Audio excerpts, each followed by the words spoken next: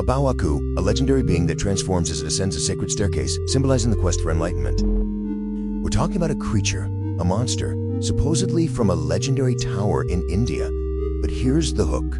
Its very existence, its reality, depends entirely on you. It only becomes real if you're truly worthy. I mean, just think about that for a second. What if there was a creature whose entire existence was tied to your soul? This isn't some monster that's going to hunt you or trick you. No, it's like a living mirror. Its perfection is directly connected to the state of your own spirit. That, right there, is the whole test of the A Bao A Qu. Okay, so first up, let's get into the legend itself, because this is a story that really feels like it's been passed down for centuries. So the legend takes place at the Tower of Victory in Chittorgarh, India. And the story goes that at the very bottom of this long, winding staircase, the A Bao A Qu is just waiting, lying dormant. Now the goal is to get to the top, because from there you can supposedly see the most beautiful landscape in the entire world. But of course, to get there, you have to face this incredibly unique guardian. And here's where it gets really interesting. The creature's transformation is completely tied to the person climbing the stairs. So when you take that first step, this dormant, kind of shapeless and translucent thing awakens. And with every single step you take upwards, it follows you, slowly gaining a solid form, even gaining color. A blue light starts to glow from inside it, and that light gets more and more intense the higher you climb. Now, if the climber is spiritually pure, if they actually achieve nirvana when they reach the top, the A Bao A Qu also reaches its own perfect, complete form. But, and this is the key, if the climber is impure, if they're flawed, the creature falters, it fades, and it tumbles all the way back down to the bottom, becoming dormant all over again. And get this, its failure isn't silent. The story says that when it falls, it lets out this tiny little cry, so soft it sounds like the rustling of silk. It's this incredibly sad, shared moment of disappointment. Okay, so let's pull back the curtain a little bit, because as ancient and as deep as this story feels, there is a pretty big twist when it comes to where it actually came from. Right, so we've been talking about this as if it's some piece of ancient South Asian folklore. But what if I told you that's not the case at all?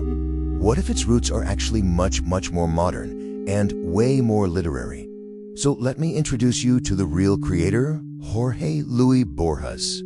This guy was an absolute literary genius from Argentina, and he was a master of what you might call pseudo-folklore. Basically, he invented myths from scratch that were so rich, so detailed, and so profound that they felt completely ancient. You'd swear they'd been around for centuries. And here it is, the big reveal. The A Bao A Qu is not an ancient myth from India, not at all. It first showed up in 1967 in Borges' book of imaginary beings. He just made it up, invented it completely. And to make his invention even more believable, Borges did something really clever. He kind of played a game with his readers. You see, in different editions of his book, he would cite different sources for the legend. And these sources were either super obscure or sometimes just completely made up. It was his way of blurring that line between what's real and what's fiction, making his creature feel like some lost artifact of world mythology. Alright, so if Borges just invented this whole thing, you gotta ask, right? Why? What was he trying to say? What does this bizarre creature actually represent? Well, the first, most obvious meaning is that it's all a metaphor for the journey of self-improvement. Think about it. The staircase, that's your life path. The climb, well, that's your personal growth. And the creature, that's your own potential. Your true form can only materialize if your intentions are pure. But there's another layer here. It's also a great metaphor for how our own consciousness awakens. You know, when we start any big journey of personal growth, our awareness is kind of vague, almost invisible. But as we keep going, things get clearer, brighter, more real. The creature is like a physical witness to your own enlightenment. And this gets to the heart of it. Unlike pretty much every other monster, it doesn't attack you, it doesn't threaten you, it just reflects you. If you have a good soul, the creature thrives. If you have an impure soul, the creature weakens and fails. It's a perfect moral feedback loop. Yeah, it's less a creature and more a spiritual barometer. That just nails it, right? It's not something you fight, it's something that measures you. Okay, so let's bring this into the here and now. How does this literary invention from the 1960s actually hold a really powerful mirror up to modern psychological ideas? Well, if you look at it from a modern psychological angle, it maps surprisingly well. I mean, the staircase represents our self-perception evolving under stress or some kind of challenge. The whole climb mimics the brain's effort-based reward systems. And the creature itself, it's like a projection of your own internal coherence, your oneness. It only holds together if you do. So, in modern terms, you could say the creature is basically your own mind asking you a very simple, very direct question. Are you becoming who you're supposed to be? It's that nagging voice, given form.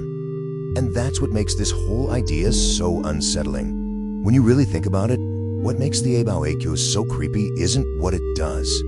It's what it refuses to do. See, it never lies, it never interferes, and it never helps. It's just a perfect, unflinching reflection of who you are, right now. And honestly, sometimes there's nothing scarier than that. It just becomes real, only if you are. And in the end, that's the whole point. The A Bao A Qu isn't really a monster. It's a profound challenge wrapped in a myth. Are you real enough to bring your own best self to life? That's definitely something to chew on. Thanks for joining me. Like and subscribe to learn more about mysteries of the past. Share now.